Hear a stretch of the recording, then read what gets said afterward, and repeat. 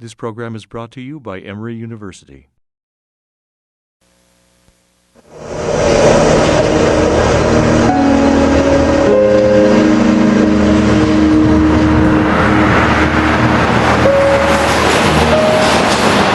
When I got laid off, it started a spiral effect of everything else.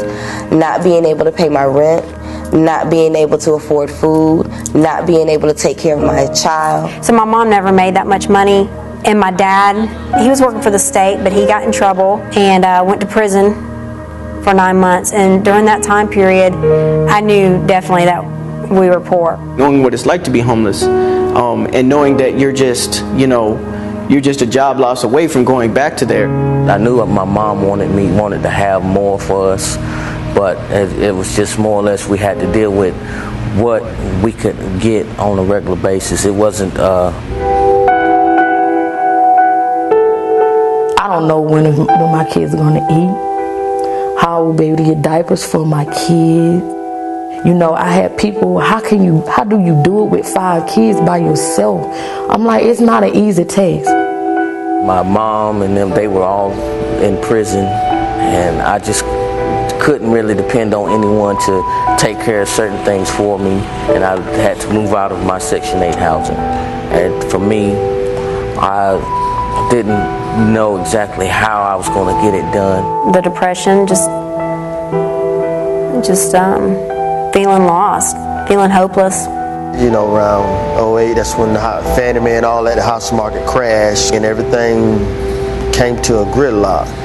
And at that point, not just me, others, we was thinking, what should we do now? You're saving a bone and you're putting water and making it broth because you don't have anything to eat and nowhere to go to get it. That feeling right there is the worst feeling you can ever have.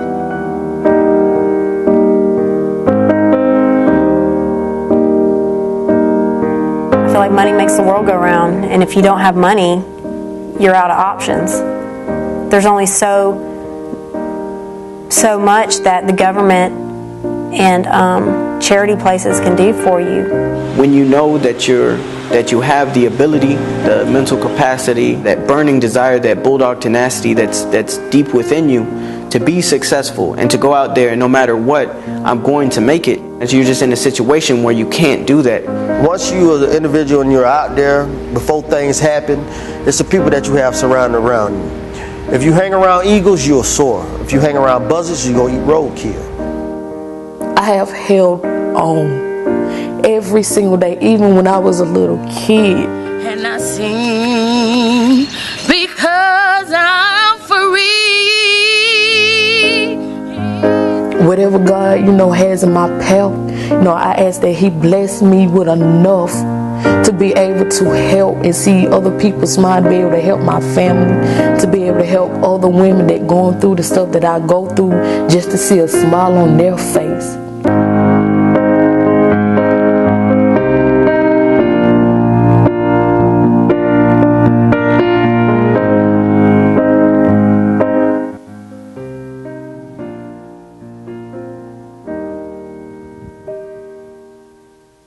Good evening.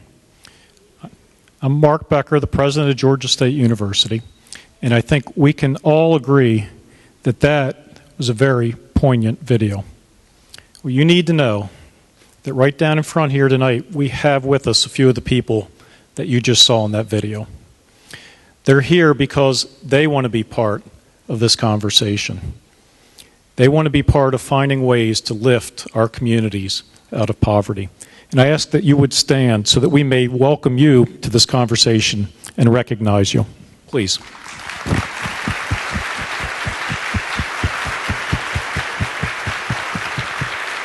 Thank you.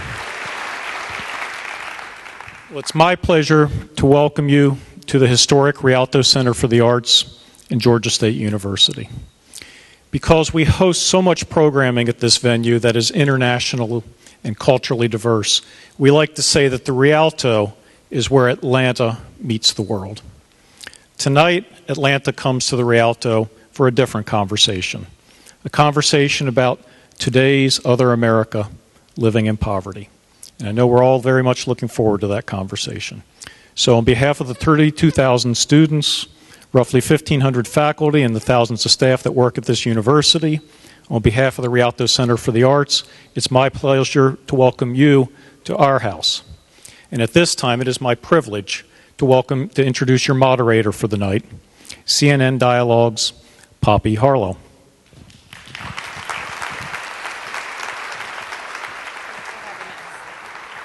Welcome.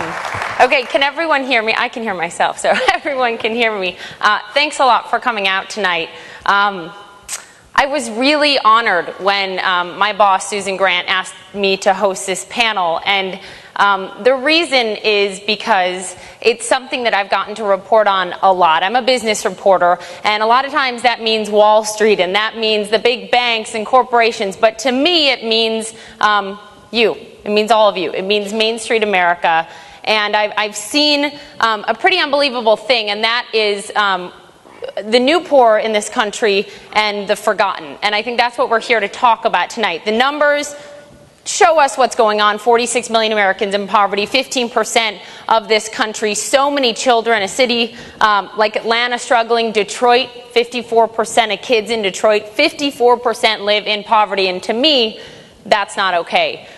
So I've had a chance to sit with families for days on end and see what they're going through and look at families that look like your typical family from middle America. They're dressed well. You can't tell they're living in poverty. And every day is a struggle. They're trying to feed their family. They're going to the food bank when before they used to donate to the food bank. So you're seeing a huge shift, and I think it's a huge crisis that we have to address. So it's an honor for me to be here today, and we've got the experts. I'm just going to lead the conversation, and I want to bring the experts out. First, we have Donna Beagle. Donna, come on out. Donna is the founder of Communications Across Barriers. Donna's story is great. She's going to share it with you. She grew up in poverty, 28 years. Education brought her out, and she wrote a great op-ed today on CNN.com, and it said, "Poverty is not a Republican or a Democrat issue. It's not a Catholic or a Mormon issue. Poverty is a human issue. We are losing so much human potential to poverty." It was at the end of her piece, and it really stood out to me, so thank you for coming.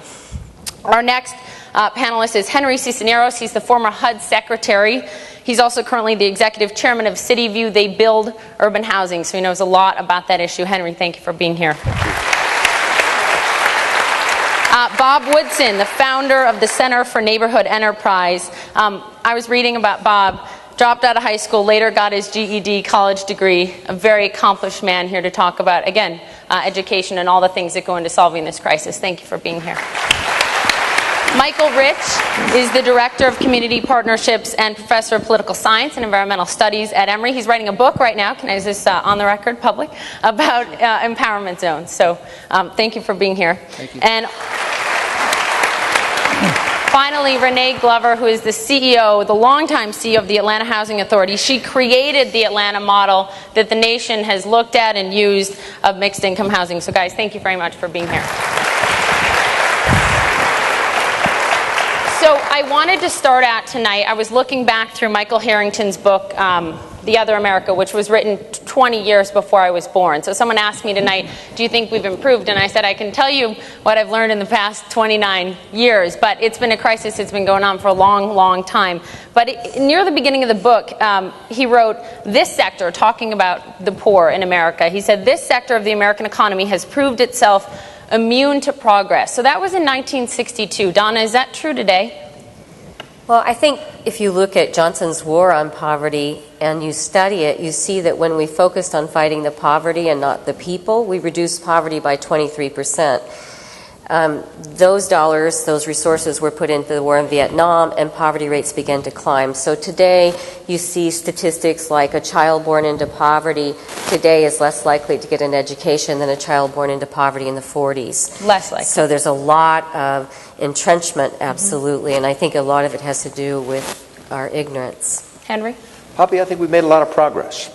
And I think the tragedy is we know the things that work, and we've forgotten to stay the course. And so we're in danger now of slipping back in some pretty serious ways. But when you think about it, Elderly people are not by majority poor anymore because of things like Social Security. Women have made immense progress in the last number of years. We have a minority middle class that we didn't have before. And we've done things like move people along to college and create home ownership. The country's done very, very well. The poverty rate has actually come down. This recession has been devastating. And the saddest thing for me is the extent to which people forget to do the right thing for people who are poor. And as a result, we have a real danger, which, in my view, is a national security issue. It has to do with how our country prospers or fails. Bob, is this sector immune to progress? Has it been? Progress, I think the challenge is that how we define poverty and poor people. I think we tend to generalize too much about it and assume that poverty has to do with people who don't have money. There's a difference between people who are poor and people who are broke. Some people are poor because they do lack opportunity, and once doors of opportunity open, they take advantage of it. They go to school, and they take advantage. There are other people who are poor because of the chances that they take and the choices that they make. And so therefore, giving money or opportunity to them will have little impact in changing their condition. There's something else that is required before one can. So it's important to make a distinction as we're talking about poverty. Michael? I think we've made some progress. I think what's interesting is that many of the ideas that were articulated during the war on poverty are still the ideas that are driving innovative practices today. The challenge is it's the places where it's working are more the exception than the rule. We have lots of interesting, innovative demonstration programs here or there, but it's pretty much a neighborhood here, a neighborhood there, rather than community-wide. Yeah. What do you think, Renee? Well, I think we've made great progress, but you have to think about building a strong society. And what happens is that the United States constantly has people coming in for all the opportunities that are here. And the question is, can we have a sustained, shared vision and belief that all people are children of God with unlimited human potential? Because that drives, I think, the political support to continue to invest in things like great communities of opportunity and great educational opportunities. And I think often, just like today, we have a budget deficit, and the real conversation that's going on right now is, should we pull up the ladder? Because it costs too much money to continue to provide opportunities and great education for the people who are going to continue to come. And poverty is not constant with the same group of people. There are people that have fewer resources for a whole bunch of complex reasons. But if we can come up with a shared vision, we can solve this issue. So I want Donna to tell her story. There was a great PBS documentary, which you should watch, about her and her family. But briefly, Donna, tell your story, and then follow it up with, do you believe that poverty is still an invisible nation? And I asked that. We were having a conversation in the green room, and one of the points that was made is that poverty is just not talked about. It's not even that it's, Republicans say one thing, Democrats say another thing. It's just that it's not real poverty. The middle class is talked about a lot right now, but true poverty, being broke, as Bob said. So tell us your story. I think you're right on. Martin Luther King said, if we're silent about race, there will be racism. And I think the same is true about poverty. You rarely hear the P word. I was born in the deepest poverty in America, and that is generational, which basically means most of my family members can't read and write. So what kind of jobs will you get if you're not literate? And I grew up believing what America teaches, which is everybody starts the same. Everybody has the same opportunity. But I thought that meant everybody lived like us. So I was 28 years old before I ever had any meaningful interactions with people who were making it, who shared their life story, and I was shocked. I was like, what? You lived in one house your whole childhood? You went to one school? You've not been evicted? Really? Your family members didn't get arrested? They don't use Superglue to fix their teeth when they hurt? I had no idea, because in this country we are so segregated. I mean, if you just ask yourself, who do middle-class people spend time with, you will begin to understand how that isolation of poverty perpetuates it. So I dropped out of school at 15 to get married. That was normal. That's what everyone did. Education wasn't for people like us. We didn't look right. We didn't talk right. I said ain't every other word. I married. I was going to be a mom, and I figured I would be a really good mom, and I would play with them, and we'd figure out a way to get by. At 26, my marriage ended. My ex-husband had 7th grade, couldn't read and write, high poverty schools.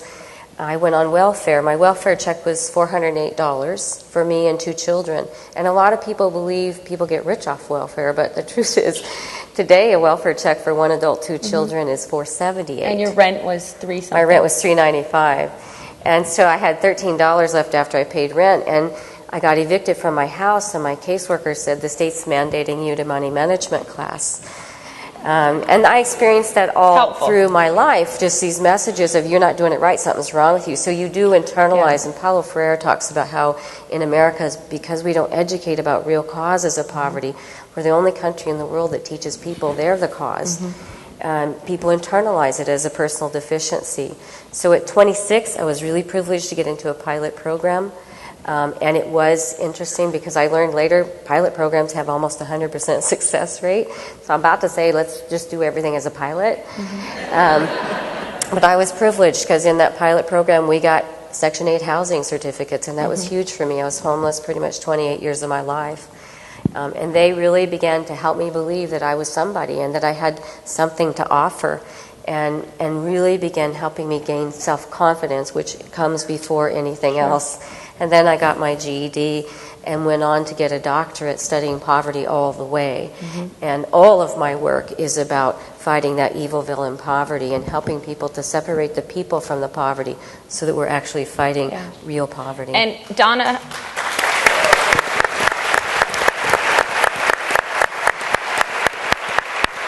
And Donna has a strong conviction now that education's a way out. She's the example of it. I don't think anyone can argue that. I know it's been argued, especially in politics, but I don't know how you can argue that. She believes that everyone should take a course in Poverty 101 before they graduate from college. I agree with that too. I think we can pull up some numbers here and just go through education, the importance of education, and jobs right now, because there is such a jobs crisis. Take a look at the numbers up there when it comes to the dropout rate here in Atlanta and nationally. And then also I want to pull up the unemployment rate, because you can't avoid talking about race when you talk about unemployment, if we can possibly pull it up. But I'll just go through it with you. Take a look at those. So we're looking at 2007, and then March, actually that's 2012.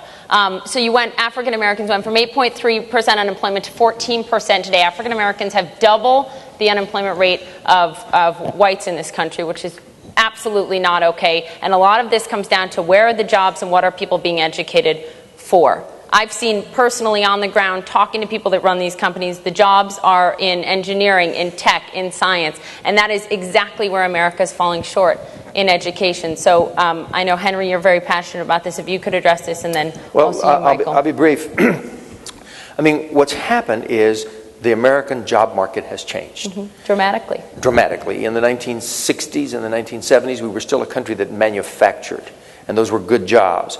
You needed to have a strong back, strong arms, work in an automobile assembly plant, work in a steel plant, manufacturing things. And you could make a decent wage. We also had a stronger union structure, so unions protected people and provided some protections and such.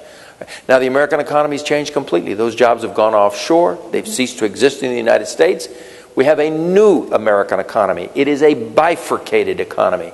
Part of it is high tech, healthcare, higher education, new media, professional services, international trade, all things that require high education. And the other part of the economy is services. You work in restaurants, you work in custodial work, etc., doing things in the country. And then a lot of other jobs have gone to India and other places. So we have this segmented labor market in which you either have the skills to work at the higher ranks, in which case you can make some money. But are we educating for the skills? And or you have no skills and you work for peanuts. And the problem is our educational system is failing us in producing out of the next the growth of our population, much of which is minority. Central city, African American, Latino, and other youth who are not getting the skills they need to participate in that upper part of the economy. And Bob, you make the point that people are motivated, very motivated, by possibility, right? A free market system, by possibility, capitalism, the dream, not inequity. So this discussion has focused so much around the widening wealth gap. Numbers came out today from the Department of Labor showing that that continues to get bigger. We know that, and the Occupy movement embodied it, but you say it's possibility that I think certainly I think education is one route. But also, if you, according to David Birch and others at MIT, any group's participation in the American economy, has to do with their small business formation rates. In any healthy economy, you're supposed to generate 2.5 jobs per 1,000 people per year. In the Black and Hispanic community, the business formation rate is more like 3 businesses per 100,000 per year. So it's important when we're talking about poverty to emphasize formation of small businesses that operate in the 70% of all new jobs in the American economy are created not by these corporations, but by small businesses. And you don't have to be, in fact, it's interesting that A students, in terms of as a characteristic of an entrepreneur, A students come back to places like Georgia Tech and teach. C students come back and endow. Because in the market economy, very smart people tend to be very cautious about taking risk where other people don't. So what we advocate in helping low-income people is small business formation, taxi services run by ex-offenders in high-crime areas because they have access and a market advantage over anyone else. So there are other creative ideas. You've also said that one of the biggest problems is that fundamental elitism is one of the biggest barriers in helping really poor people. And that by that you mean academics, people and think tanks trying to come up with this solution. Your argument is it just hasn't worked for 4 decades. Again, we have two sets of principles, one that operate in the market economy and the social economy. In a market economy, we don't care whether Bill Gates has a degree in computer science. We just want to know, does he produce something that we need and can use? But in our social economy, what we've done with the $15 trillion we've spent over the past 40 years is we have very smart people at our universities and others designing remedies for the poor. We parachute them into these communities with the expectation that the poor participate. When they fail, we never question the intervention. We just say, well, they're worse off than we thought, and we need more money. And there's this issue of accountability. How do we hold those accountable who fail in that mission and who spend hundreds of millions of dollars of taxpayer money and other money in it? You said to me backstage, in a social marketplace, it's never a scandal to fail people. So that really stood out to me. Absolutely. I mean, there is no penalty for failing, whether you're a private foundation or the government. You can waste millions in America if it's well managed by well-intentioned people.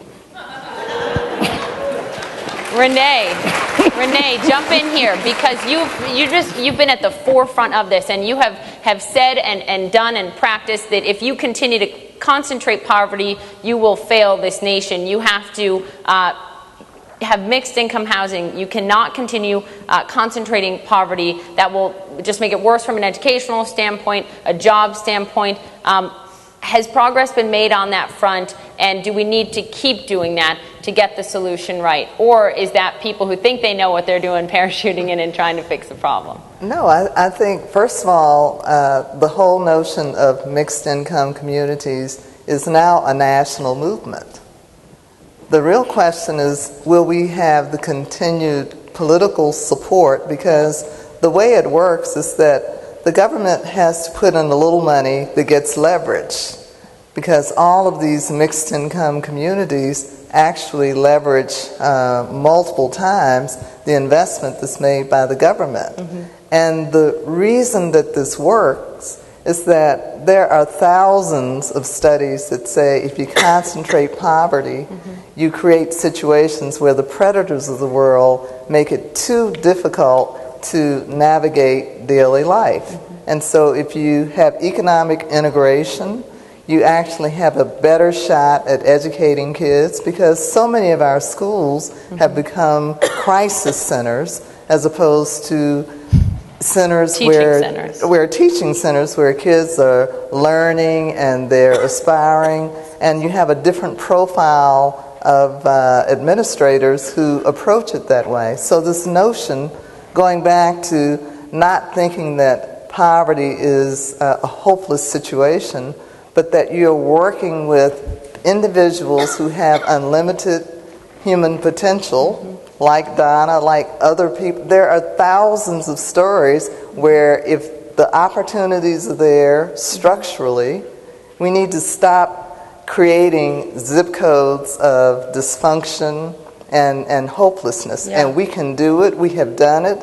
And I think if we continue in that path, that's something that Henry said. You know, we know what works.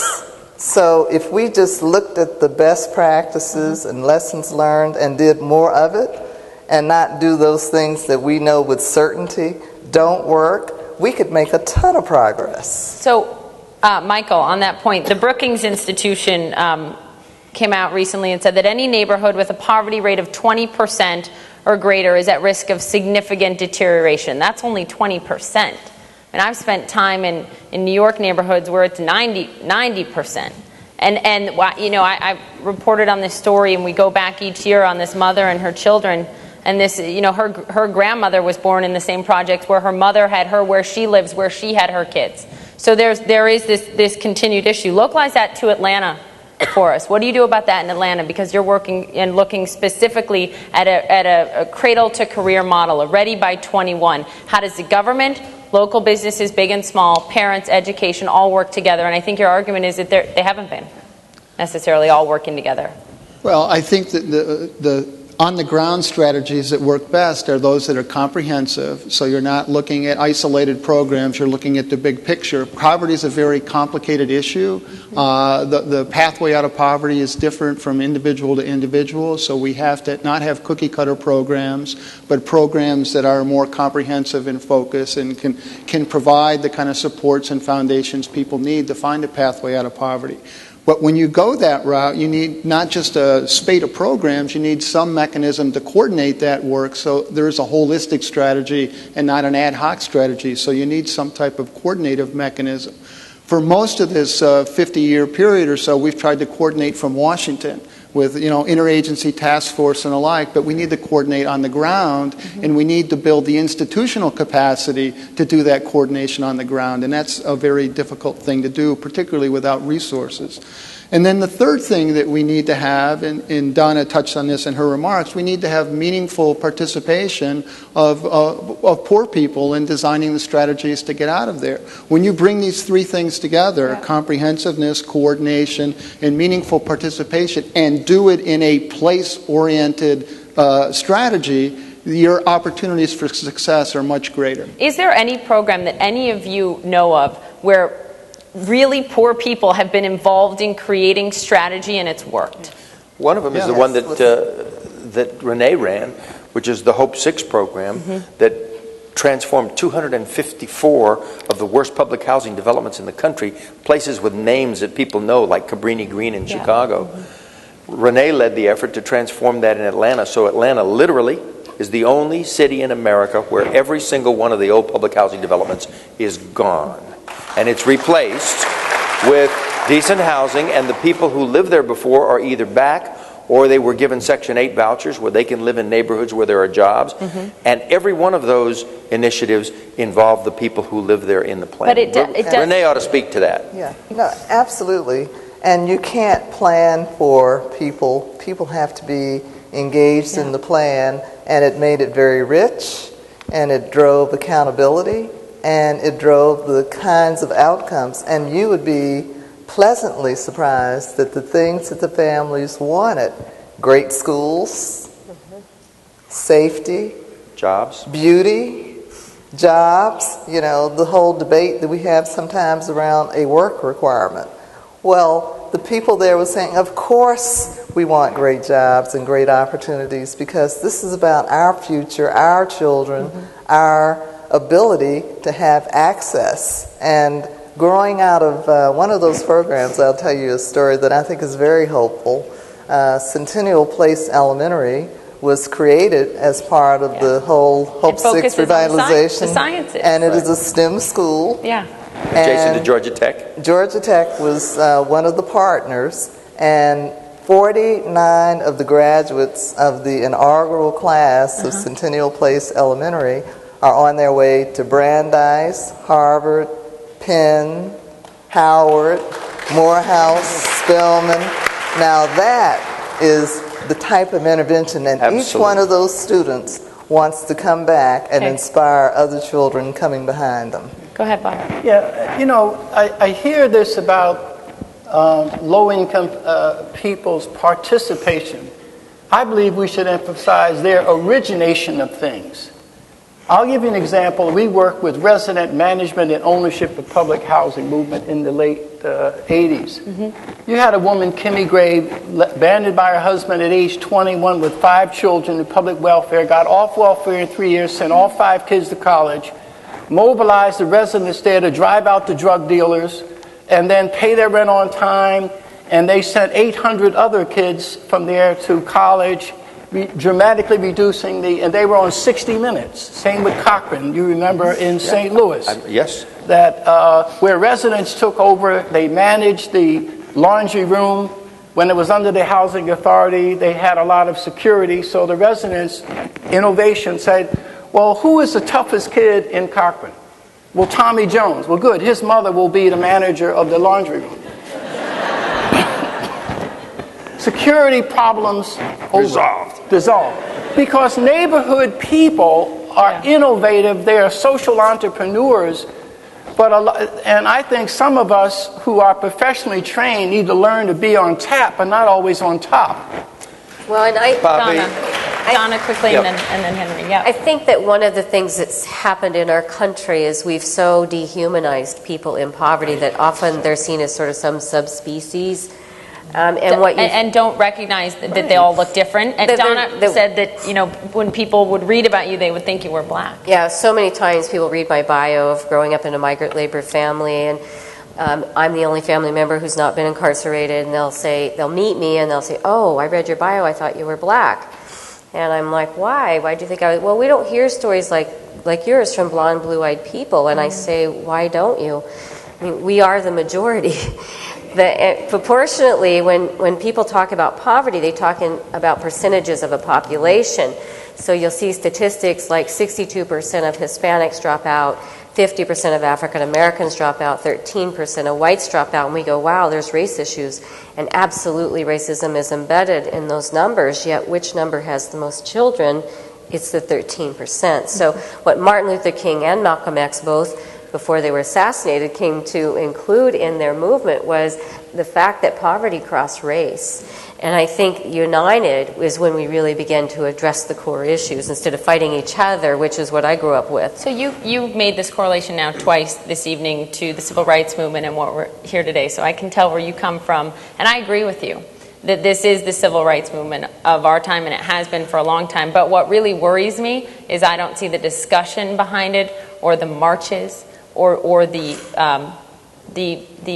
power and the need to change it as much as we did in civil rights. Am I wrong? Do we have that? I think worse than that.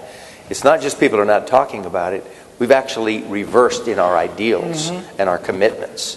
That we're just saying it's okay? First of all, you've just heard around this grouping here some very important points. One, we know things that work. We know things that actually work, right? Two, the professor was stating, we know that they're best coordinated at the local level. It's not all about Washington. It's bright mayors and bright local officials, people like Renee making it work. Bob suggested we need to involve the residents. That's absolutely right. The poor people themselves, allow them to originate and imagine and so forth. And Donna focused on the dehumanization. I would go one step further and say, we have in our country allowed a callousness, which is unconscionable.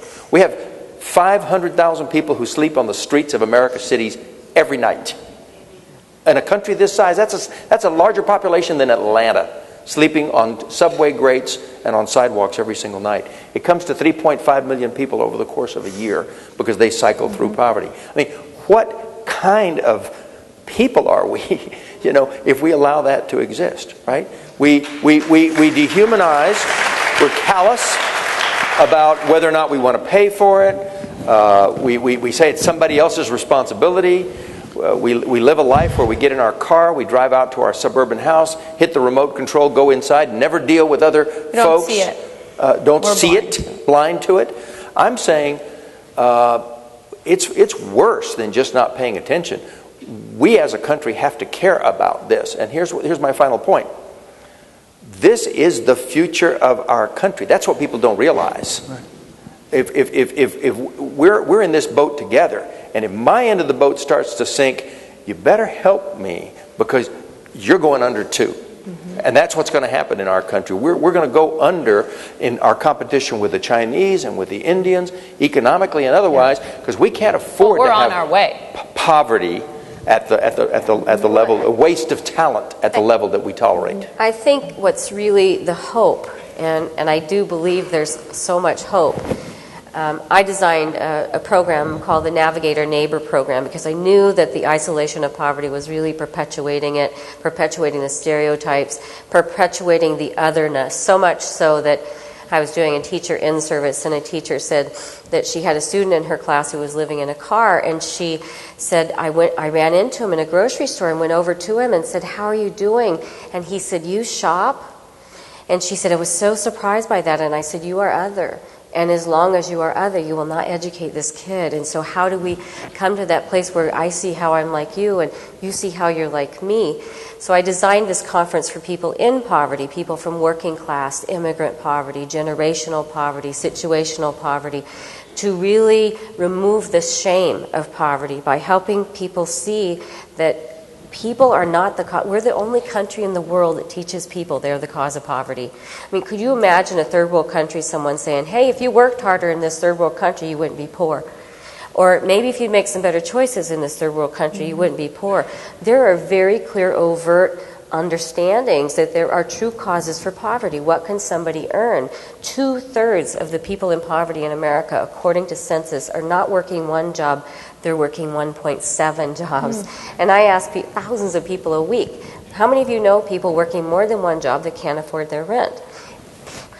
We got to be honest about what people can earn, what could they buy, with that we have a labor market that requires a skill, requires an education, and then how do we build, someone said earlier that education's failing us. I think it's way bigger than education. I love the comprehensive approach because as much as we talk about collaboration, you've got education over here, business over there, social service over here, health over here, and rarely are we sitting all down together to say, okay, let's see what's in my hands. What's in my hands? What can I do? And so in this conference that I do for people in poverty, I match them with a citizen not in poverty who goes through a Poverty 101 training so that they're not judging, they're understanding, who gives their phone number to say, "I'll call you up and see how you're doing.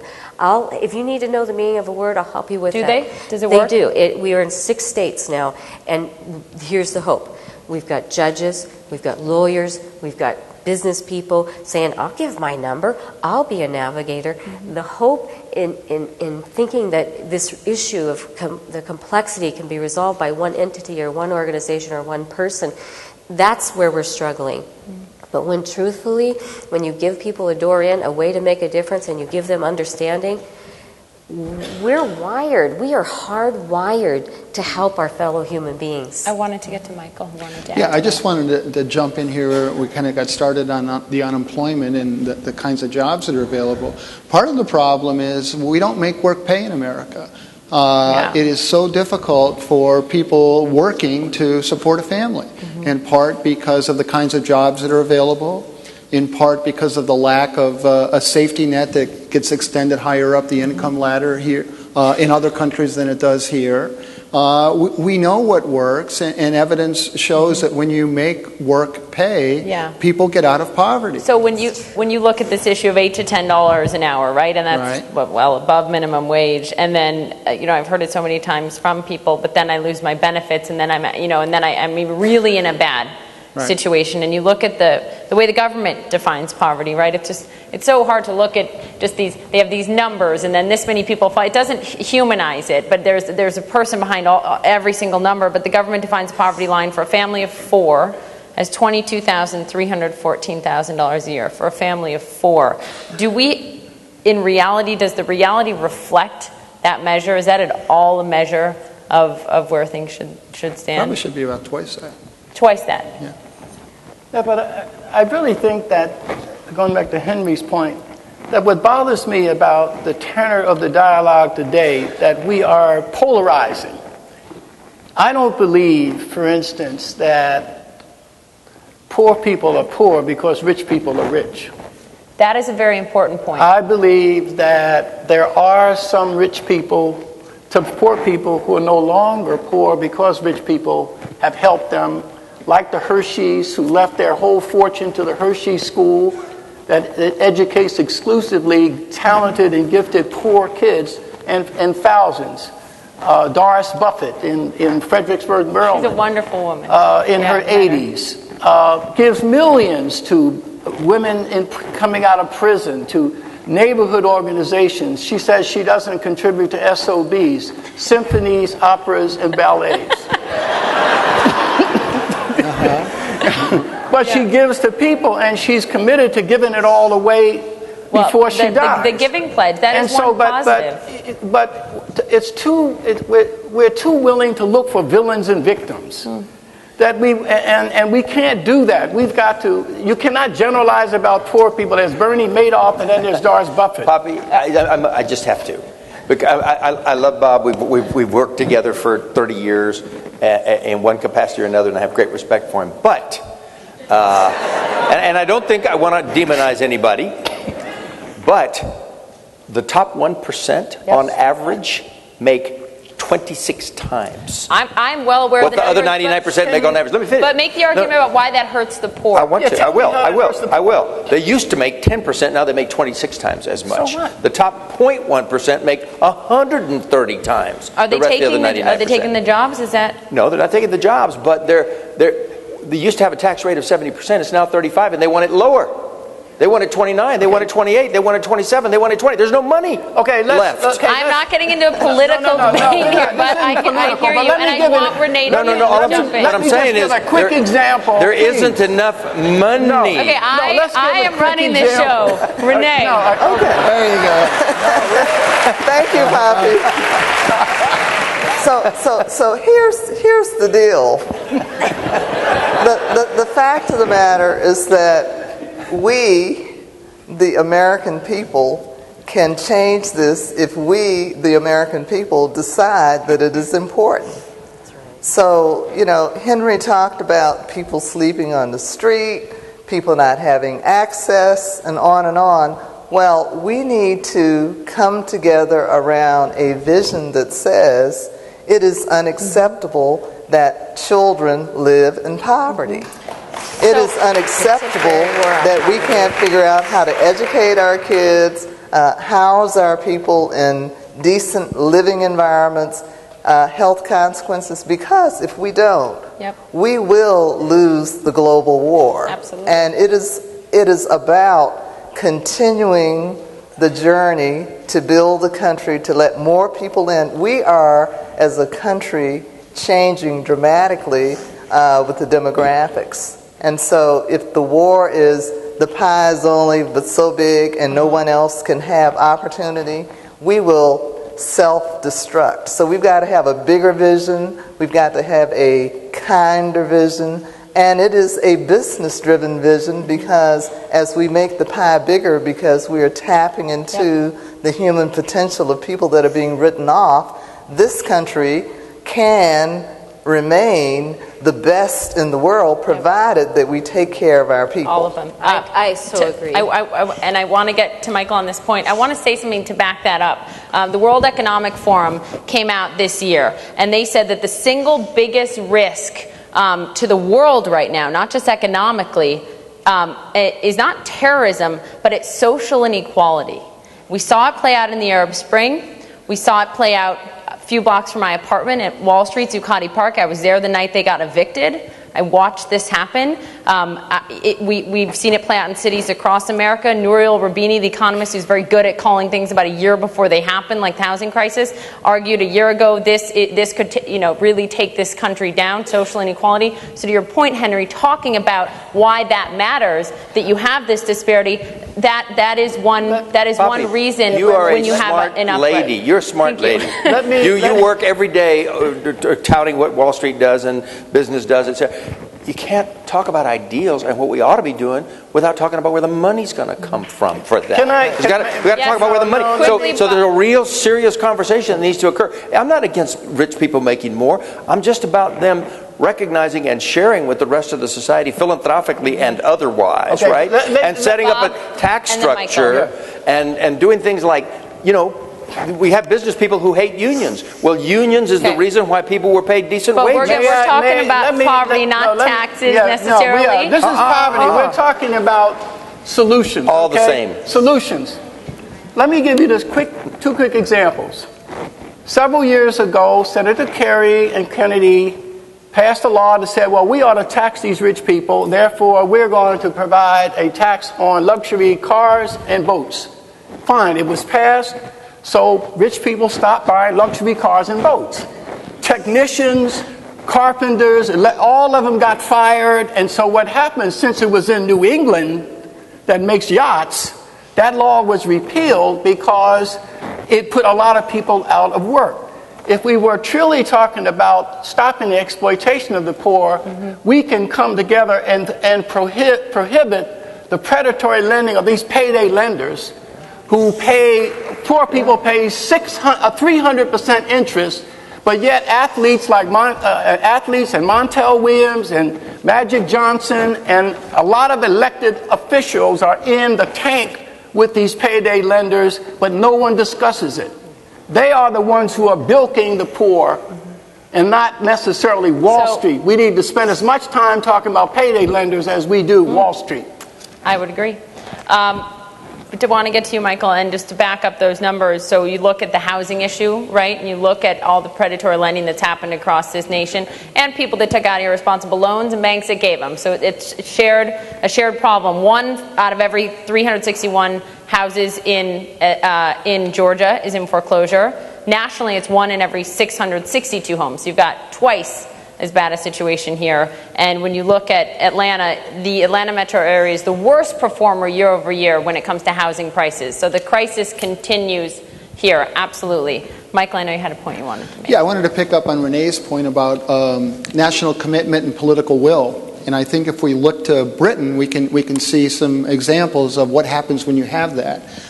In the early 90s, Prime Minister Tony Blair made a commitment that Britain would reduce poverty by half in 10 years and eliminate it in 20 years. And they did that primarily by making work pay. They implemented a national minimum wage that was pegged at about 60% of the median wage in Britain. In America, the minimum wage is about 30%, so a significant bump from what we have here. They made it by investing in families. They put significant child tax credit to make it put more income in the pockets of families with children. They invested in early learning, education, a lot of programs and activities to support families. And they've been successful. They cut poverty in half. And primarily, the reason that they cut poverty in half is that wages and income increased at the lower ends of the income distribution to help lift those families out of poverty because work was made an attractive option for families. In America, all of the income growth has been at the very high ends of the income distribution. The low ends have been stagnant or in some instances actually declining. I'm watching Bob. You actually believe that Europe is our model? Greece? Oh, great. No, now I we get didn't to get to say the that. socialist I didn't say argument. that. No, I mean, are you said- using Europe as a goal for I America? didn't say They're it's a running goal. out of money and they're coming to us? No, I said if there's a national commitment to address poverty and do it in ways that support work, you can Do you reduce have poverty. You can do it, do and you we have all to- can go one broke, and second. all of us will No, be no, Do poor. you no. have They did to- not go broke. They You're in charge, shifted. Poppy. They shifted thank you. expenditures. You better take charge of Do this. you have to tax it? But look, I mean, you also have NHS. You have you have people paying 50% of their income in taxes. Is that what we need in this country to do it that way? No. But, Poppy, it is unreasonable to say we're going to have a conversation about poverty, but if you want to talk about taxes and income distribution, that's politics. We don't want to talk about that. These things are all wrapped up together. They're all wrapped up No, it is, together. but we ought to have an honest discussion about it. Okay. We should have an honest discussion about all for of Michael's model to work, or for us to follow that model at least, do we have to have a significantly higher tax rate across the board in America? Of course. No. We don't have to have a significantly higher tax rate, but we do have to make better judgments about how we allocate resources. I think, it's interesting. When the Iraq War started, our National Guard built 100 homes in 8 days. You think we could use some of those homes here? I don't think we're using the resources and the capacity that we have to fight poverty, and we have such a mentality of there's not enough. Well, what do human beings do when they believe there's not enough? We hoard, we start deciding who's worthy and who's not worthy. Right. So the truth is, last year, in the height of the recession, we spent $26 billion on Disney princess merchandise. We spent $33 billion on Disney princess merchandise, $33 billion on pet toys. We spent $1.5 billion on video games in 1 month. There's enough. We spend $32,000 per human being that we put into cages, and we are number one in the world for putting humans in cages. We also vote down school bond issues because we don't want to pay the property taxes associated with schools. So we have a generation of young people who need improved schools, and we're not providing the resources. You can go to any city in the country, call up a real estate agent and say, where are the good schools? And they will tell you. That means we all know what? But Henry, there is no correlation between how much we spend on education and outcomes for kids. My city of Washington has the highest per capita expenditure in public education and 48th in outcomes for kids. I do know We've got to learn to invest more wisely. You cannot get to better education if you're not willing to pay for it. Right. You cannot get to better education. But what is the correlation between how much we spend and what do we produce? We've got to spend more on teachers, the hardest working people in American life. And does it produce superior outcomes for kids? Can you go city by city and look at the amount of money we spend per capita on education and say, if we spend more, we get better education? But you got to also say, where are those kids sleeping? What are they eating? Right. Are their parents getting their medicine? Are they healthy? Do they have access to treatment if they're struggling with a disease? Again, I think we start the conversations at the wrong point. And I think what we need to agree as a society is what is acceptable and what is not. And once we can agree on those things that we are setting out to do, then we can figure out how to pay for them. We often start the conversation, taxes may go up, this might happen. We haven't even agreed on a vision for America. How do we get there? How do we make people care enough? How do we make them feel it? Because it's one thing for us to sit here and us to say it, and I believe we all believe it. But for a lot of Americans that are just getting by, they're thinking about where their next paycheck is coming from, what they're doing. How do we get all Americans to care and fight aggressively for what's acceptable and what's not? That's a very, very hard question. Because and we've got to get more engaged and more involved. And we also have a bunch of great practices, just like schools. Mm-hmm. We know what the good schools are, and if you were to analyze, deconstruct why those are good schools, you would start seeing some common themes, like having great principals who operate as CEOs in the schools, like longer school days, like a curriculum that actually charges up and enlivens and energizes and excites the kids about learning. I mean, there are things that we know. The question is, can we replicate the things that we know and not just do a whole hodgepodge of things? And then when things get tough, we run and divide and start talking about the things that at the end of the day don't matter. You know, when I was in poverty, I would get my light shut off. It was a regular thing. And I would go to a helping organization. I would say, could I get some help turning my lights back on? And they would say, well, we can help you with $25 if you can go find some other organizations to help you with the rest. And once you have that, come back to us and then we'll write you a check. Now I train social service providers and I say, why are we asking people in crisis driving illegally, cars that shouldn't be on the road, to coordinate our human services? I mean, we have such a fragmented approach to addressing poverty, and you can't address poverty. We have to move away from this mentality of it's not my job to if not me, then who, and really saying what's in my hands, what can I do, and then who do I know? Because that's how we get everybody engaged. Henry, you had a point you wanted to make, and then we're going to go to Q&A. So if you have questions, I think, do we have a microphone there, or people just raise your hand from the? The only thing I was going to say is, I understand what Renee is saying about how we have to have a vision, but we don't have a vision right now, and it's not going to happen anytime soon. This country is divided, 51-49 or 50-50, red, blue, every other way that we're divided, aging versus younger. We're going to have to find a new dialogue in this country to explain to each other how we're all in this boat together. But I don't think we're a selfish country or a selfish people. Really? We're very generous. I don't. I truly don't. I truly don't. I think right now we may be acting that way, but it sounds like you don't have hope that we can get that vision. I am a hopeful person. I'm an optimistic person. I have been all my life. I'm busted right now. They all agree with you. I'm heartbroken. I've never seen this country behave this way before, and it is so dangerous. It is so dangerous the way we're behaving. We've got to stop pitting people against one another. Yeah. Okay. Questions, please. If you could just say your name and where you're from. My name is Winston Cunningham. I'm from the Tampa Housing Authority. We drove all the way here, Renee, just to hear you talk, so glad to see you again. But seriously, I get tired of people coming together, and everybody's got a solution, but we won't be honest with the public. We started the whole globalization back when we started to outsource everything, and finally it hit. Now you go to Detroit, where my sister lived, and it's a ghost town. You go to any small town in this country where all the manufacturers left, it is a ghost town. And here we are sitting up here talking, pontificating about all the things we know are wrong. The business have convinced us that in order for them to sustain themselves, they have to find the cheapest place to go.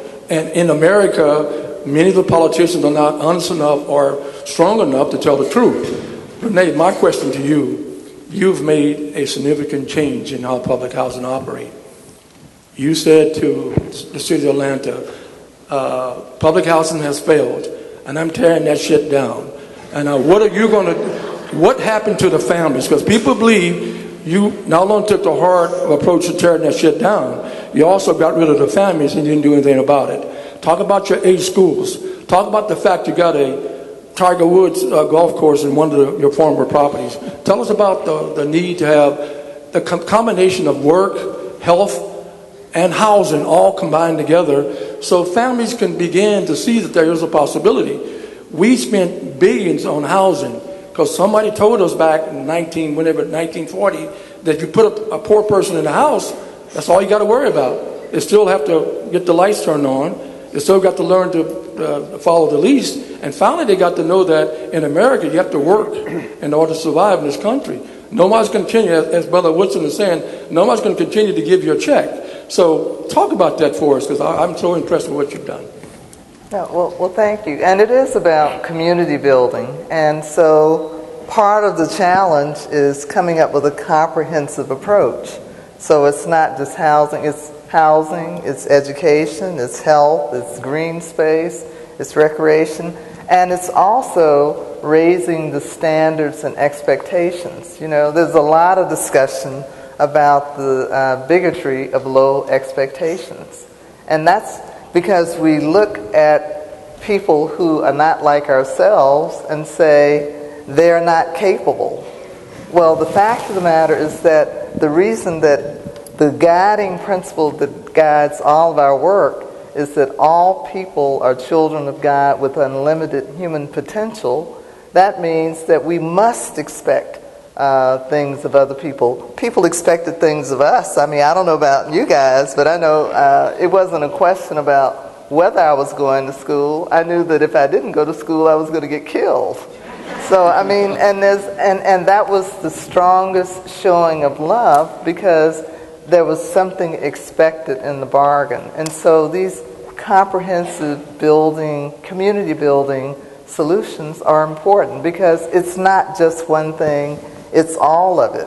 And I do think we can replicate these things. They have been replicated all across America, but it does come down to, do we have the political will to continue to do the things that we know will work, can work, and must work, so that every human being in this country and all over the world has a shot. That's why we were born, and that's why we're here. We've got to figure out how to make that happen. We can't afford to write off a whole percentage of people and say we can't afford for them to have access to opportunity.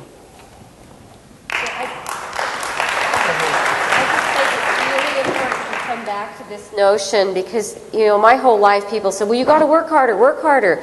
We worked from 3:30 in the morning until the evening, many days. It didn't matter. We still got evicted. We still went hungry. So I think this notion of all you got to do is work hard. The labor statistics show a person who takes a minimum wage job, who is uneducated, unskilled labor, go back and find them 10 years later. They're earning on average $2 an hour.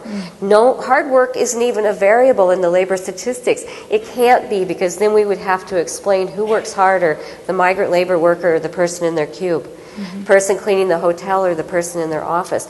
2/3 of the people are working, and they're working hard. And so if we don't recognize that piece, I think we tend to go back to this idea that they're the problem. I see people working hard all over our country and not able to afford both food and electricity. I want to get to the next question. Yes? Hi, Nancy Flake Johnson, Urban League of Greater Atlanta. And I think it's a combination of things. I really hear good things from each of you. But I think it's got to work from top down and bottom up. And if we can get our leadership, our legislative leaders, our business community, our government to work in unison, to understand that as we lift those that have the least, everybody wins. And the reason everybody wins is because there's less strain on the system, because people become empowered and self-sufficient. They're able to then own and purchase homes. They pay property taxes and taxes through their wages. And then Georgia Power wins, because now people can pay their power bills, and Walmart wins because people are shopping more, and small businesses win because those in the community can. So as opposed to looking at our citizens, our families who are in poverty as a problem, we ought to be looking at them as an asset, an underdeveloped asset. And that's really what Renee is saying. We've got all this untapped potential in our people. So how do we drive a human development agenda, a human capital agenda, nationwide, starting wherever we can? Renee started where she was, within the Housing Authority. Urban League does it every day. With anybody who walks in that door, we try to help them address whatever their holistic issues are so they can move up an economic ladder. And so the good news is, I don't know if this is a question, but I'm sorry. I hear, is your question in there, how do we get there? Yeah, how do we get there? And I'll give you some examples. I mean, we're passing laws that are making it harder on people in poverty instead of building people up. Hope Scholarship, accessibility. Now, instead of having a C average to go to college, you got to have a B average to get that scholarship. Well, there's nothing wrong with incentivizing people to get higher grades, but the idea is get more people in college. To take the GED test, it used to be $95. There's a process in play. It'll be $250. I want. What sense does that make?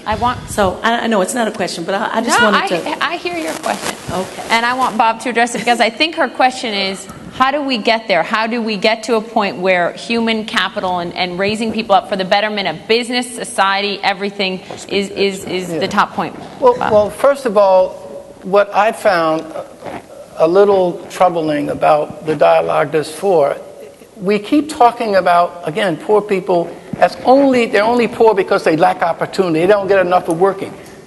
There are a lot of people who are not in the workforce because they can't pass the drug test. They can't have. So we've got to invest in those initiatives that helps to transform the attitudes, belief, and behavior of the poor. Or provide treatment. We stopped a gang from marauding in public housing, 53 murders in a 5 square block area in 2 years. We went in and got the leadership so that violence went down. We didn't have a gang murder in 12 years. Then the community is able to take advantage of this. Property values go up, we get jobs. But you can't just assume that people are just poor because they lack opportunity. They have to be told that you have to pick yourself up. That's a part of it. I think I have to say this, because when I first started teaching and speaking on poverty, people would say, yeah, but Donna, they're all drug addicts and alcoholics and they're sex offenders and they're domestic violence people and they're child abuse. And I would say, wait a minute, has anyone here ever met a middle-class alcoholic? Anybody here ever heard of a wealthy drug addict? Anybody here? And what I started looking at was what are the real, see, those issues aren't poverty issues. I used to bring in celebrity magazines and say, look what he did, look what she did, look what they did. You know, we had a judge who beat up a wife in my city. You could talk about the governor of Illinois, or we could talk about the Catholic priest scandal. I mean, you can talk about all kinds of issues where you see issues of domestic violence, sex. They cross the barriers of class and worldwide. Bob's point. However, you go into the community and here's the real poverty issue. I'm addicted to methamphetamines, which is a severe addiction destroying families across the nation. What you find is this nation's answer to meth is jail. When I train drug and alcohol counselors, I say, is jail going to cure meth? I've yet to have one go, yeah, it's the answer. But you look for programs where people in poverty can access them. I find very few. If I do find any, they're like 5-day rehab for meth, or maybe 30 days with a 9-month wait list. So someone gets into a 30-day rehab program for meth, they get out, what do you think is going to happen? They're going back because the literature says it takes a year of intensive rehab to be free of that drug. And then we say to human beings, you didn't love your kids, you didn't want a better life. Instead of saying, wow, we gave you 30 days and that addiction takes a year, intensive rehab. So I think the poverty issues are access. Poppy, Henry, weighing in on you that. asked on earlier, question. how do we climb our way out of this? We're tonight at a forum that's sponsored in part by a Center on Civil Rights and Human Rights. As recently as 1965, this country passed a Voting Rights Act when there was unfairness with respect to voting, a Civil Rights Act when there was unfairness in civil rights here in the American South. And we have to regain the sense of aspiration and inspiration and optimism, belief, ideals, to address ourselves to the question that this lady did, which is how do we commit to education and human capital and investment in people? We can do this. We can do this again. That's the key to addressing poverty in America. Next question, and I know everyone's got a lot of very intelligent comments, which we love. You can talk to our panelists afterwards, but it's news and it's time, and let's go. Questions, please. Thank you. Rob Welsh, 303 Community Coalition. My question is this. What opportunity I'm a big data person, so in terms of using data, what opportunity does geospatial analytics and using data indicators of these huge concentrations of poverty across America overlaid with other data have, or potential to have, to help kind of coordinate and collaborate, greater partnerships with all of these various silos, policy silos that we kind kind of talk about separately? That's a good. Michael, do you want to address that? I'd love to address that question. I think there are tremendous opportunities there with the technology and the accessibility of that technology. We now can have a better understanding of where the problems are at, so we can better target our resources. The challenge is being able to assemble those data sets in a way that allow us to do that kind of planning and diagnosis and monitoring. And it's a huge challenge to get that information out of the government agencies that hold the data, in part because some of the technology, kind of the lowest rung on the technology ladder, typically tends to be government, and especially local government. So it's very difficult to get access to that data, but once you do have it, it can be a very powerful tool for fostering the collaborative, comprehensive, neighborhood-based poverty approaches, because we can see where the issues are concentrated, and we can bring people together to talk about it. That's a really interesting point. You know, the number we in the news focus on every month, is the unemployment number. That number is not at all a good reading of what's actually going on. It doesn't include anyone who's not looking for a job, who's given up, who's not included in the workforce, and yet that's our headline number. So I wonder if people did see more of the data, more entrenched, where it's happening, how it's happening, what the actual unemployment rate, or arguably just as important, the underemployment rate in this country is. I think data is so important. That's a great question. I see you sitting right there. That's a very great point. Next question. Yes, John Cummings from Atlanta. Can we win this battle without addressing the capitalist system as it stands now? The 1%, they have lobbyists to help them with the tax structure. They just kicked down the Buffett rule. There was Spate 39, I think you addressed it. But when you have the top 1% only like 56% of the total wealth in this country, poor people don't have lobbyists to keep their taxes down. Okay? They're paying 45% taxes. Okay? They don't have loopholes like the rich who pay 15%, and most of their income is capital gains. So that is creating a wider gap between the rich and the poor, the have-nots. And just another quick thing that I want to bring up is that a week ago they had to pass a law, the stock law, for insider trading with Congress. That law should apply to them to begin with. Yeah. You got to set a separate law because Congress, and people don't know this, have a 63% on average better returns than the public because they have access to insider trading. But without getting into the very complex Stock Act, there's a great 60 Minutes piece on it that actually sparked this. You can watch. His question is, can we progress? Can we fix this with capitalism? Yes. Can we fix it? But I also want to, some of the taxes numbers, I just want to set the record straight here. Most poor Americans do not pay federal taxes, and most wealthy people do pay in the 30% bracket. That said, there are a number of loopholes, and there are, if you make your money off capital gains, off investments, then you are paying 15% max. But I just want to set the record straight on taxes and sales tax, which is a very important point. Remember 999 and No, I was just going to add, they do pay taxes. It's just not income taxes. Right. You know, there's the sales tax, payroll I'm just talking tax, income taxes. Just setting the record straight on income taxes. We can work with the capitalist free enterprise system. It's the best system that's been devised. Combined with democracy, it creates freedom. But the one condition is the government has to play a courageous role of setting the rules and keeping a level playing field.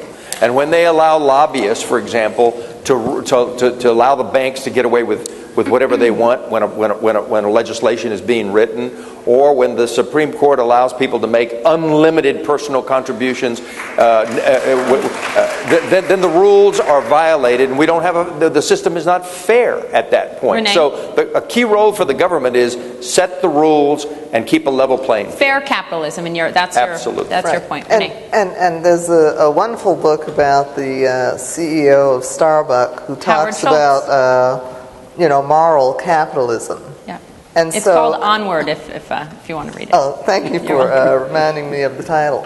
But the point of it is that I think that our large corporations can have other goals than strictly maximizing shareholder returns. So, for example, if we want to have a larger base of opportunities in companies, rather than outsourcing the jobs, there may be a commitment to say, we're going to do it at a competitive price, but in this country. I mean, I think that all of those things have to work together, because if you take anything to the extreme, it starts turning on itself. And I think that we've got to, again, as a larger society and community, come together around a set of common values that look like we're not going to accept people living on the street, children not being educated, and on and on and on. And everyone has a role in that and will contribute to the success of it.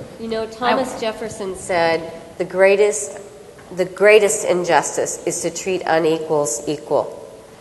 And I think that quote in today's current conversation is something we need to keep in mind. I heard one scholar say we have socialism for those who have and capitalism for those who don't. And I thought, yeah, you know, that's right, because when I was poor, I'd have like $2 in my bank account and they would take it. Then once I got a little bit of money in there, they'd give me a little more. And I can find a free meal almost any day of the week now that I'm not in poverty. But when I was in poverty, we went hungry. So I think recognizing these differences in our communities is part of addressing it. And I think you can have people starting businesses with micro. We could do some of the things we're doing abroad, and really they could apply debt forgiveness, micro enterprise loans. There's so many things we could do that would build the human capital. Bob, does anyone have any confidence if we raise the income tax rate to 70% on the rich? Does anyone have confidence that the government then would take that money and give it to the poor and relieve poverty? Does anyone have any confidence that that's what would happen? No one's arguing Since we are talking about fairness to the poor and how we help, does anyone here believe that the way you balance the scales is to take money from the people up here and that the government will effectively help those down here? No one is arguing for that, and it's a fake argument. Well, tell me why then. Because what people are arguing for is children not having to sleep on the streets in America, and we can do that without having to raise it. Do you have confidence that if you raise the money, the taxes on the rich, that that's how the money will be spent by the government? I would rather have the government taking children off the streets than... Are they doing it now? They're working hard at it, and we've made good progress. We're not talking about working hard at it. I'm talking about, are they doing it? Next question, please. This is a fine segue, actually, because I want to bring up a point that you all agreed upon. Can we get your name and where you're from? Sure, I'm David from Atlanta. You all agreed upon we have to get the people of means to empathize with people without means, the poor. So I was wondering maybe you could talk about mandatory public service like they do in Germany or Israel, and how that might be a means to help people from the middle and upper class empathize better through a year, say, of public service with folks who don't have. How old are you? 28. This is why I love millennials, and I am part of, but it's been proven that millennials not only want to succeed and do well, but want to give back and see their work in some way do that. And by the way, that is the subject of the next CNN Dialogues in the fall. But to his point, why not require people to do more public service? Would that help, Bob, maybe more than giving more money to the government? I think providing incentives for people works better than requiring them to do anything. Providing them incentives to do so. But you're not going to do this by vilifying them and cussing them out and then cuss them out at breakfast and then beg them for dinner. You don't have to go to work, go help. You can't do that. Okay. It doesn't work. But it is about raising awareness, and there may be other effective ways to do that. Not that public service isn't good, but there may be other ways to raise awareness. And there's been conversation over the last decade or so about civic journalism, to pay more attention to reporting good that's happening in communities, and not, you turn on the local news and it's one crime after another for 20 minutes. I said local news, okay? And look at the newspapers and things like that. So the kind of good work that is happening is not being lifted up. The kind of suffering that's happening is not being lifted up. And the way you build momentum for change is raising awareness, and we need to find more effective ways to do that. I think we do need, I'm sorry. Renee. And I was going to say a wonderful program, Habitat for Humanity International. Which you're now working. Yes, I'm on that board, and so is Henry. And it is a great coming together of volunteering and helping and raising money. And I think the great thing that happens during the volunteer part of the work is that there is awareness, and then there's caring about people across the world. I mean, I think fundamentally people are good, and I think they want to figure out where the entry points are. All of the divisive political debate is what turns people off. And I think that if we could, again, leverage those things that work and that appeal to our hearts and our minds, I think we can absolutely overcome any challenge that confronts us as a nation. That's true. Probably there's a lot to be said for young people being exposed to other people different than themselves and to taking on some volunteer responsibilities. One option that's been proposed is to make it an aspect of going to college. While you're in school, you have to do community service as some sort of extracurricular credit kind of activity, or even requirement for graduation has been proposed. I mean, think of it. The generation that fought World War II and learned about America and its ideals by fighting for its freedom came back and became the greatest generation that built the great society. And so there's a lot to be said for personal knowledge and personal engagement. That's true. Good point. Good evening. My name is Janet Hidalgo Russell. I am a second-generation Hispanic American and a college graduate. I raised 2 daughters alone as a single mother, and I live in Roswell, Georgia. Mr. Cisneros, I disagree with you. I think college is too late to have people taking community service. It needs to start in the 4th grade. It needs to become part of your culture, part of your personality, and part of your family ethic. If you wait till college, you've lost them. I just have one brief statement because they told me you're running out of time. There's more than poverty of money is one thing, but poverty of low expectations is another. And I think you need to somehow address the issue of how people that are ground down by poverty don't really expect much. And they don't know how to achieve it because they're so ground down and tired. That's one. The question is, how do you think putting people in homes and giving them jobs or trying to educate them, how are you going to help lift them up to have higher expectations in our great country? Because I spend half my life around the world in developing countries, and this is the greatest country. The one word you hear all over the world is, when you ask about America, the word is opportunity. It's the same from everywhere I go. So how do we offer the expectation of opportunity to our most impoverished? How do you lift their... I would like to address it. I would like to just say, think about, okay, so we graduate people from college without Poverty 101. I've asked thousands of people, have you had the course History of Poverty in our country? I don't see hands. We don't know, in Pennsylvania it was illegal to be poor in the 1700s. We don't know, most people don't even know we had a war, and they'll say we couldn't win it, when in fact we were winning when we focused on it. So there's such ignorance about poverty. So you look at third world countries, and the thing that they're doing, and I travel and I work, I train the entire justice system in Trinidad and Tobago. I work abroad, and I see this consistent theme. There isn't the blaming. There isn't it's your fault that you're in poverty. And they're taught that America is the land of opportunity. So if they immigrate here, they come here with a 4-letter word, hope. Yet what if you're born in the land of opportunity and you see people work hard your whole life and no one moves up? People make choices between rent and food, even though they're working.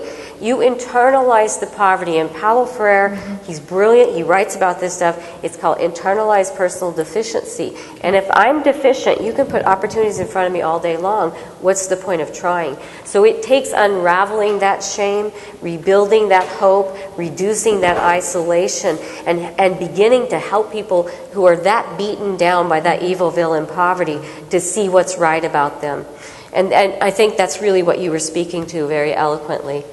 Bob and then Renee. The first thing I think we can do is stop all these failure studies of poor people. Traditionally, what we do is we go into low-income communities. We want to know how many people are dropping out of jail on drugs. And then we take these demographics and get foundation money and get solutions, and we parachute them in. What we need to do is go into those low-income communities, do capacity studies. Find out how many people have kids are not dropping out of school, in jail, and drugs, and asking them. They are the really poverty experts. But we don't do that, and we need to come in and find out what is the secret of their success, and then what can we do to incentivize, how can we help them to influence others in their community to adapt their strategies, and then we can begin to talk about how those of us that have money, technical support, build institutions created by these indigenous experts and begin to develop solutions that are bottom up and inside out, and not the way we're doing it now. Renee? Yeah, I was going to say, one of the things that we did with our community building efforts is that we actually invested in the families with long-term coaching and counseling to change the mindset and that feeling of being beaten down, because it's very harsh in this country with everything being so fragmented and difficult. And that single investment, and it would generally take anywhere from 3 to 5 years, we saw huge progress. And again, it comes back to the unlimited human potential of human beings. So a little bit of investment yields tremendous output. And there's not a single person who has come out of those conditions whose first consideration isn't, I want to go back and bring someone else along. That's a good point. And the ripple effects are so profound. Tremendous. You know, I am the first ever in the history of my family to go to college. Now I have 2 brothers, one who spent most of his life in a cage, who have bachelor's degrees. I have multiple cousins who grew up with illiterate parents. One came to live with me at 15. She couldn't read and write. She had no schooling. By 19, she had an associate's degree. Then she got her bachelor's, her master's. Last fall, she was accepted into a doctoral program. My family members say things like, Donna did it? We can do that. Because the thing that you got to learn in this country is that it's not, I mean, I'm a fluke. I'm a fluke that happened into a pilot program that happened to be surrounded by 4 people in that program who believed in me, who provided me housing. The group 2 that came through that program that I went through, there was no housing available. And I went back to speak to them, and they were like, you got housing? Your mom watched your kids? Your brothers fixed your car? See, I know my privileges. I know my advantages. I'm not super smart. I'm not superhuman. Their potential, you're so right. The potential in our communities is profound at all ages. I have people say to me, I'm 50, Donna, what could I do? I say, you could be 54 with a bachelor's degree, 54 without one. Time going to go by anyway. And you live in a labor market that demands it. I like that. I like that. We are out of time, but I just wanted to see if any of our friends in the front row who were so brave to be part of that video and share their stories, if any of you had any questions. And I apologize to the people who've been waiting in line, but you can talk to our panelists after. Did any of you guys have any questions by chance?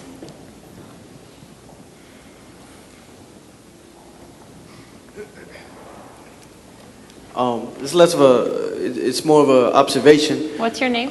Giovanni Bazan. I'm 21 years old. I actually live in Chris Kidd Summit Trail, which is a income-based housing through the Atlanta Housing Authority. So much thanks to you, because if it was not for that support system or network, I would still be homeless, which is how I got into the program.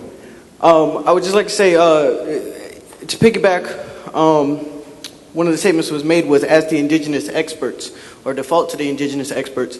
And I mean, I think that's so profound, because when you think of the concept of nothing about us without us, you know, we're deliberating about how to ultimately galvanize an entire community or entire population that have been impoverished not only by circumstances or by generation, but by a mindset that captivates us and that keeps us from being able to aspire to ultimately achieve to different heights.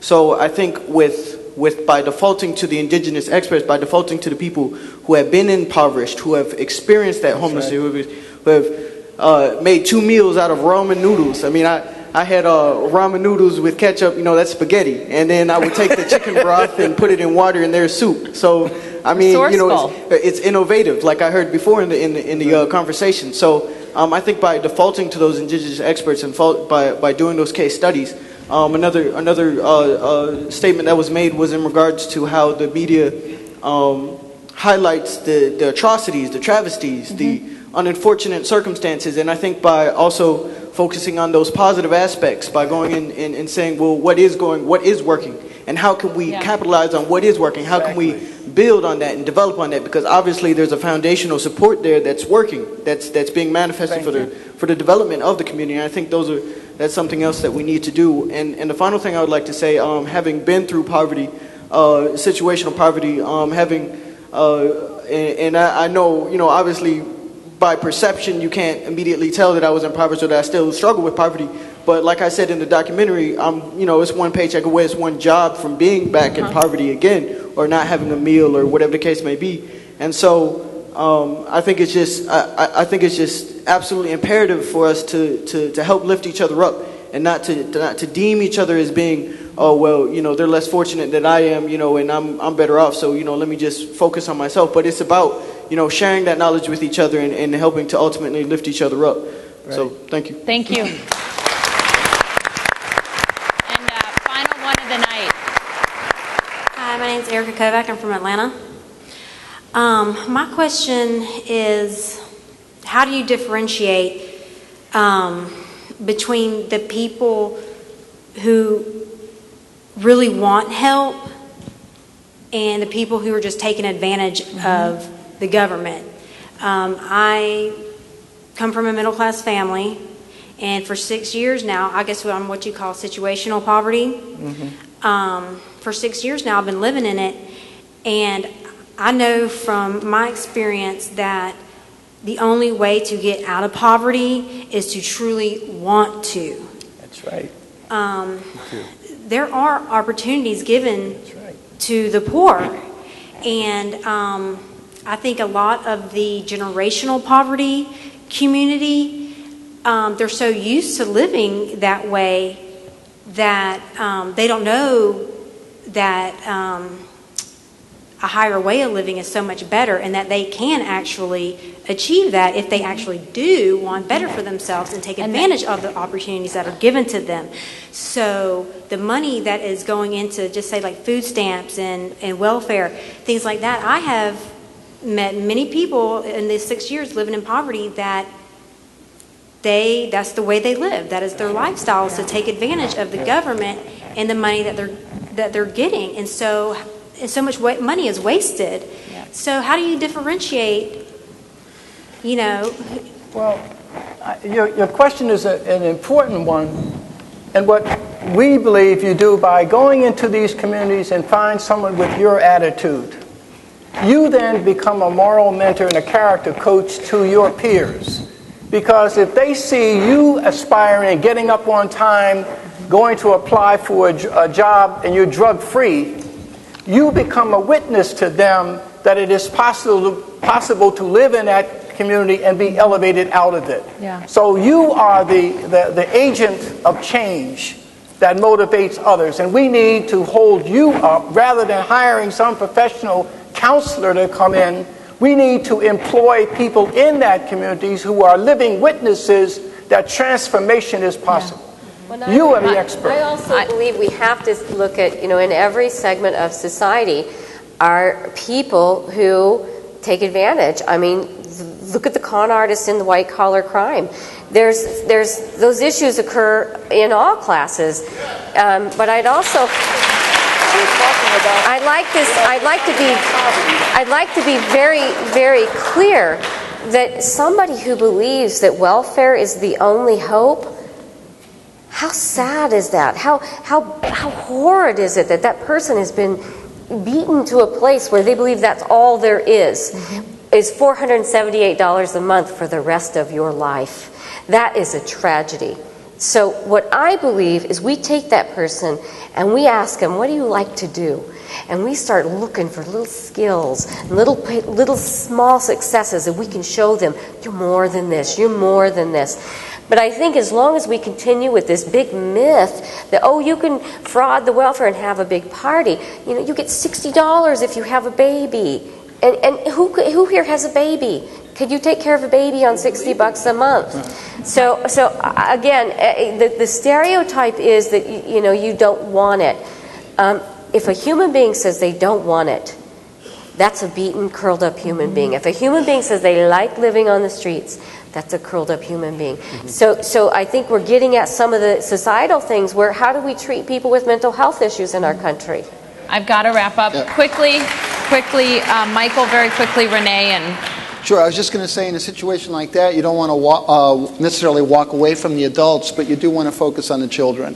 And you may not be able to pull that adult out of poverty or incentivize that adult to climb out of poverty, but I think we do have an obligation to try to help the children escape from poverty. Stop the cycle. Renee. Yeah, I was just going to say, you have to take the long view, and the real win is with the children. And so if you start penalizing what you perceive as some abuse here and there, then you're lost. Because the fact of the matter is that it's very complex, and we should be focused on the future. And I believe this problem is absolutely solvable. We've got best practices. We can come to a common vision, because I do believe that people in America care enough about their brothers and sisters, not regardless of how we sound and look at times, and we must solve this problem, or we will become a declining country. Final word, Mr. Cisneros. Because I stopped you so many times. You did, I know. I'm sorry. I would just say, as a country, we have to hit a reset button. And that button is, we have to realize we're all in this together. Here's the problem. The population that's coming up is African American and Latino population. Children are becoming more numerous. The population, that's the fastest growing segments of the American population. If people oppose bond issues for schools because they don't want to pay for minority kids, if they demonize those folks and say they're on welfare, we're not going to help, etc., then this country has a great big problem, because we're going to have a large number of people who are undereducated, who are in poverty, and we're not going to have a solid middle class. We absolutely have to figure out, we're in this together. It is poverty, it is also race and ethnicity. We've got to fix this.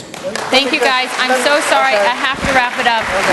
Thank you so much to Emory University. Thank you so much to the National Center for Civil and Human Rights. Thank you so much to my employer, CNN, for thinking this is important, and it is to all of us. And I can tell you, as a journalist in the media, we're going to keep covering this, and also the positive stories, too. I think that was a very important point. Thank you guys so much. Donna, Henry, Bob, Michael, Renee, thank you so much.